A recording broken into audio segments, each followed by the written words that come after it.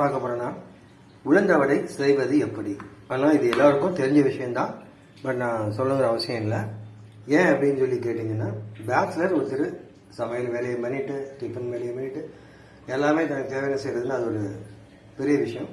So அதனால் இன்றைக்கி நான் அன்றைக்கி என் ரூமில் உளுந்த வடை செய்ய போகிறேன். அதுக்காக ஒரு கிளாஸ் உளுந்த பருப்பு போட்டிருக்கேன். தண்ணி ஊற்றி இதை நம்ம ஊற வைக்கணும். ஒரு அரை மணி நேரம் ஊற வைப்போம். உளுந்து போட்டு தண்ணி ஊற்றி நல்லா கைட்டு நல்லா கசக்கி இது பண்ணிக்கோங்க. ஏன்னா உளுந்தோட அழுக்கெல்லாம் சுத்தமாக கிளியர் ஆகிடும். சரிங்களா? நல்லா களைஞ்சி எடுத்து தண்ணி இழுத்து திருப்பி வச்சா போதும். தேவையான பொருட்கள்: வெங்காயம், பச்சை மிளகாய், மிளகு. சரியா? இப்போ மிக்சியில் ஊற வச்ச உளுந்த பருப்பு போட்டிருக்கேன். இப்போ அரைச்சி எடுக்க போகிறேன், மாவாக்க போகிறேன். நல்லா பக்குவமாக உளுந்த மாவு அரைச்சிருச்சு மிக்சியில் போட்டு.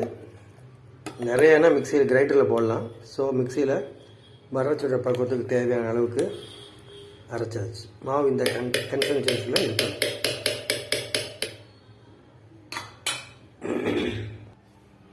மாவு அரைச்சிட்டேன் மிக்சியிலேருந்து. தேவையான பொருட்கள்: வெங்காயம், பச்சை மிளகாய், மிளகு. சரியா? ஹலோ, நம்ம அவனுடன் எதிர்பார்த்துட்டு இருந்த உளுந்த வடை அழகாக வந்துருச்சு. பஞ்சு போல் இருக்குது, சூப்பராக இருக்குது. ஆமாம், பார்ப்போமா? பிச்சு பார்ப்போம் வடையா. வா,